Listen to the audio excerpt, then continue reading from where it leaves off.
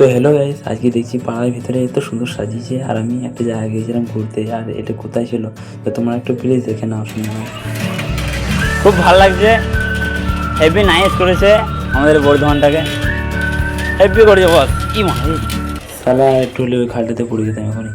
আমি ভাবতে পারিনি যে আমাদের বর্ধমানটা এরকম করে সাজাবে। আর আমরা গ্রামের ছেলে, তাই একটু মিনি ব্লগ বানিয়েছিলাম ছোট্ট পাড়ে তোমাদের দেখাবো বলে।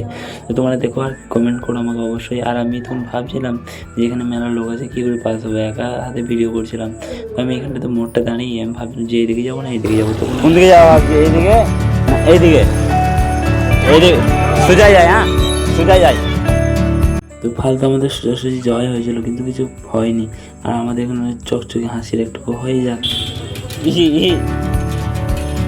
এই অবধি শেষ। এটা এইদিকে সাজানো নাই, এইদিকে আলগা আছে। তো আমি ওই সাইডে গেছি, তোমায় দেখাবো আর দেখতে থাকো তোমরা। আর আমার এই ছোটো ব্লগটা কীরকম হয়েছে বলবে।